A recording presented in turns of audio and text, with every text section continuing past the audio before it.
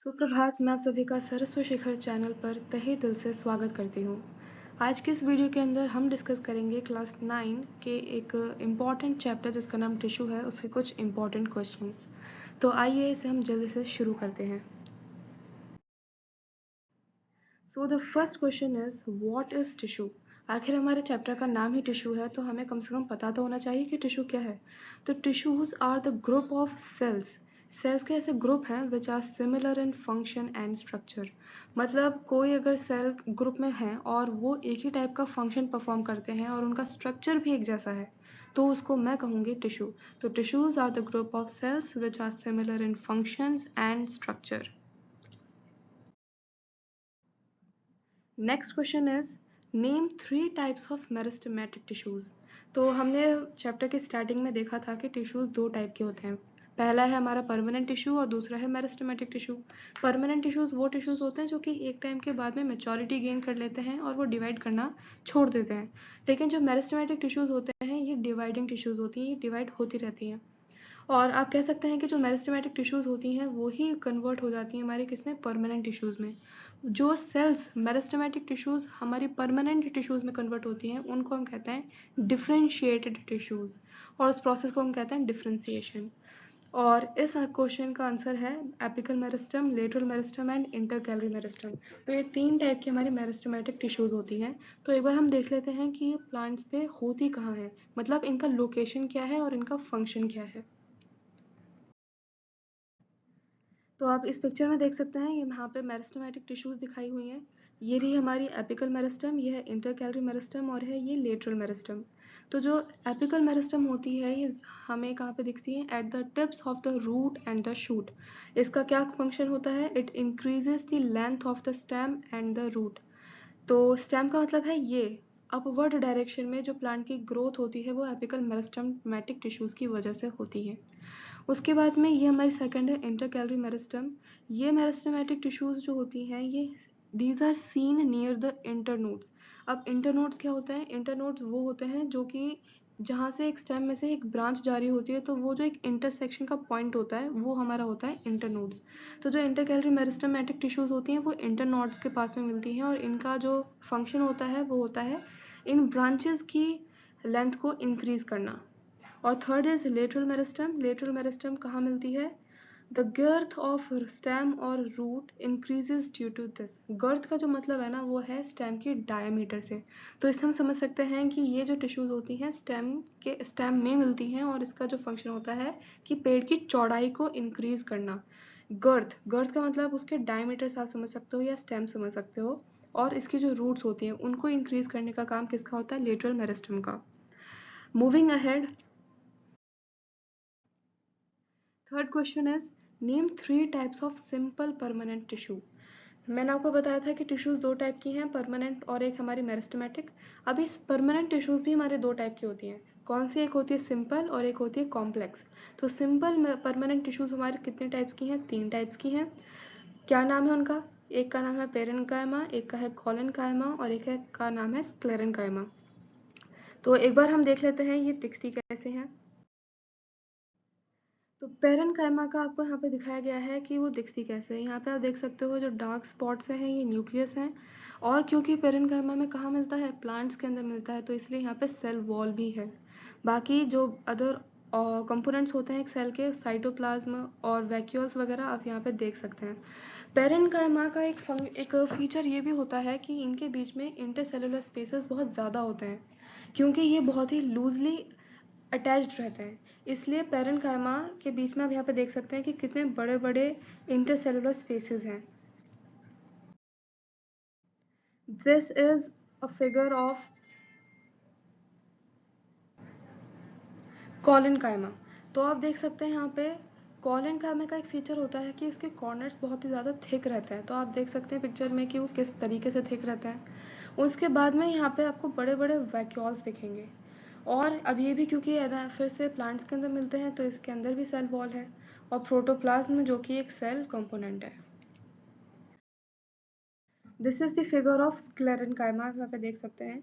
Sclerenchyma basically हमारे dead cell से मिलकर बना होता है, तो बहुत ही ज़्यादा स्ट्रॉन्ग होता है।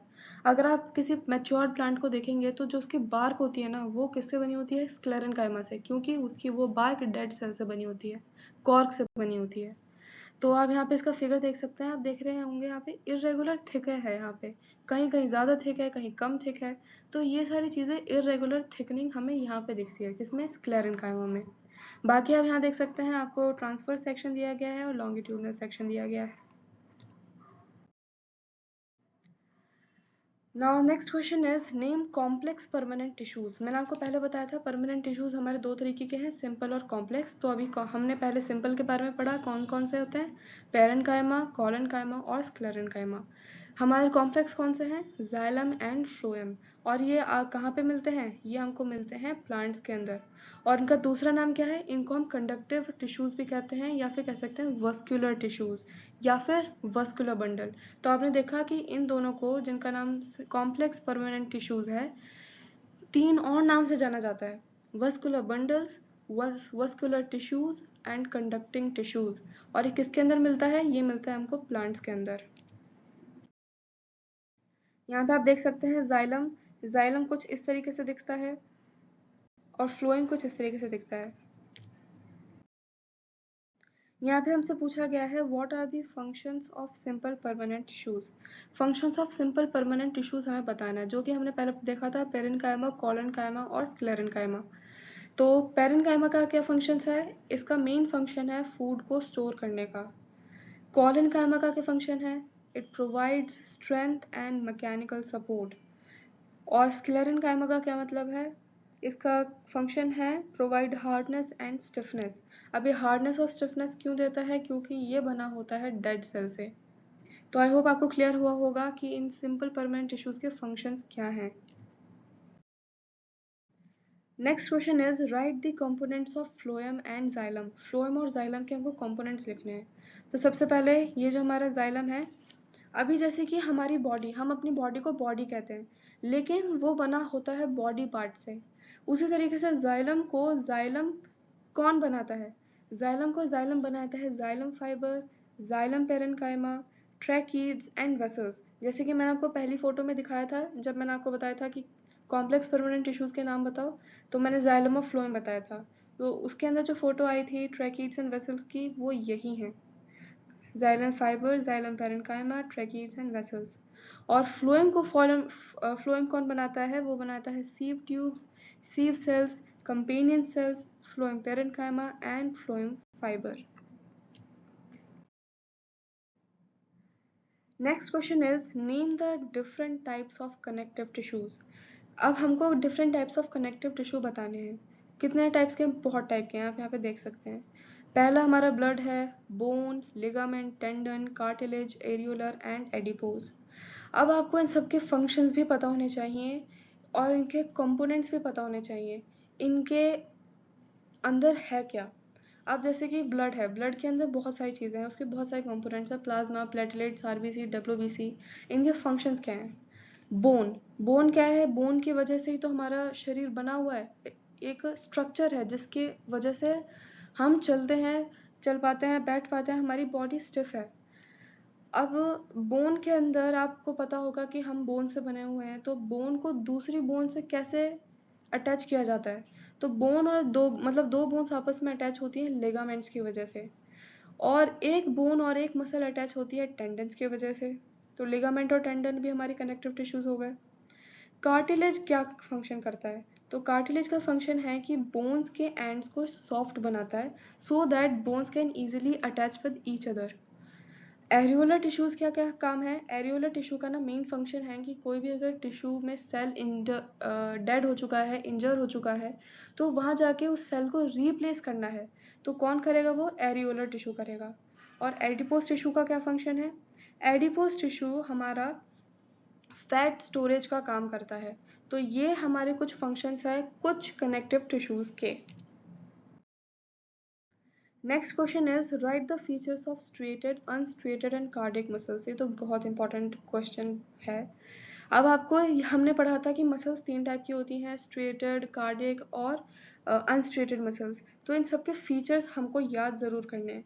स्ट्रेटेड के क्या फीचर्स हैं कि ये लॉन्ग होती हैं, अनब्रांच्ड होती हैं और मल्टी न्यूक्लिएट होती हैं। इस मल्टी न्यूक्लिएट का मतलब है कि इसके अंदर बहुत सारे न्यूक्लियस होते हैं। अनस्ट्रेटेड की बात करें तो ये होती है लॉन्ग, स्पिंडल शेप्ड और यूनिन्यूक्लिएट। स्पिंडल शेप का क्या मतलब है? स्पिंडल शेप का मतलब है कि बीच में से मोटा और कोनों से बहुत ही ज़्यादा पतला कि कोने बन जाते हैं, साइड से बहुत ज़्यादा पतला होता है। तो स्पिंडल शेप्ड होता है। यूनिन्यूक्लिएट मीन्स इसका सिंगल न्यूक्लियस होता है। और कार्डियक मसल हमारी सिलेंड्रिकल होती हैं, ब्रांच्ड होती हैं और यूनिन्यूक्लिएट होती हैं। सिलेंड्रिकल मतलब एक सिलेंडर की शेप में रहती हैं, ब्रांच्ड मतलब बहुत सारी इसकी ब्रांचेस रहती हैं, मतलब एक दूसरे से कनेक्टेड रहती हैं, और यूनिन्यूक्लिएट मीन्स एक ही सिंगल न्यूक्लियस इनके अंदर रहता है।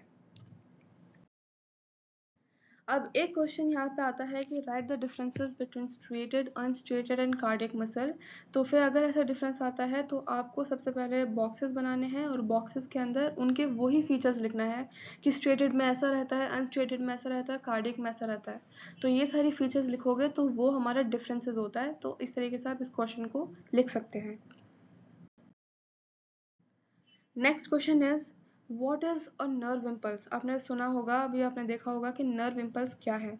तो नर्व इम्पल्स क्या होता है? The signal, it's a signal that passes along the nerve fibre, जो कि एक नर्व फाइबर के थ्रू पास होते हैं and is called nerve impulse. वो सिग्नल जो कि नर्व फाइबर के थ्रू अलोंग पास होते हैं उनको हम नर्व इम्पल्स कहते हैं। अब nerve fibre is different from a nerve. कैसे? जो नर्व फाइबर होती है ना, that is composed of brain, spinal cord and nerves. तो इन 3 चीज़ों से हमारी नर्व फाइबर बनी होती है। But nerve is only neuron, it is made up of a single neuron. लेकिन नर्व फाइबर जो होती है वो ब्रेन, स्पाइनल कॉर्ड और नर्व्स से मिलकर बनी होती है। तो जो हमारा नर्व इम्पल्स है वो नर्व फाइबर के थ्रू पास होता है, मतलब वो ब्रेन, स्पाइनल कॉर्ड और नर्व्स के थ्रू पास होता है, ना कि सिंगल नर्व के। आई होप आपको क्लियर हुआ होगा difference between nerve fibre and neuron, nerve impulse क्या होती है, और ये वाली slide. Next question is what are the different types of epithelial tissues. Epithelial tissues के टाइप्स बताओ।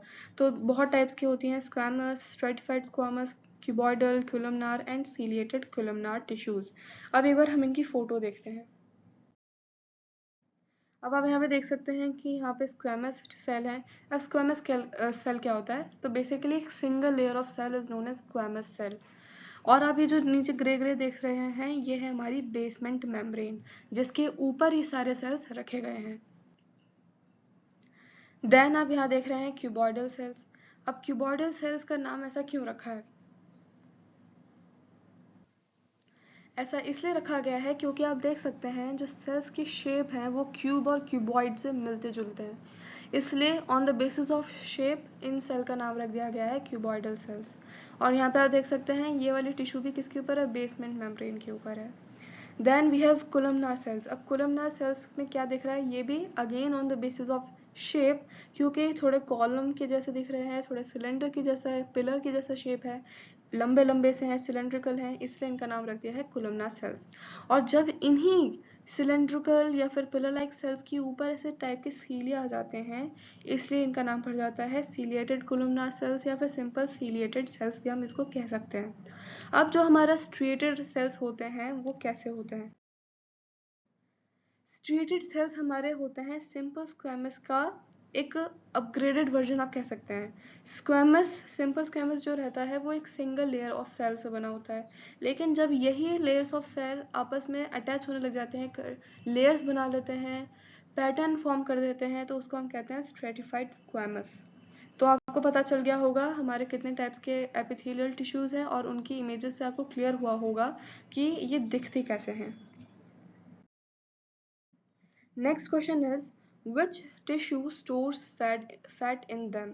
तो मैंने आपको पहले बताया था कि what are the different types of connective tissue. तो जब वहाँ पे एडिपोज आया था तब मैंने आपको बताया था कि इसका फंक्शन क्या है। तो हमारा क्या फंक्शन है? एडिपोज टिश्यू का फंक्शन होता है फैट स्टोर करने का। और फैट किस में स्टोर होता है? एडिपोज टिश्यू में। तो एग्जामिनर आपसे कैसे भी क्वेश्चन पूछ सकता है, आपको बस वो कॉन्सेप्ट क्लियर होना चाहिए। So that was the question. I hope आपको क्वेश्चंस अच्छे लगे होंगे। Thank you for watching. Please like, share and subscribe to our channel.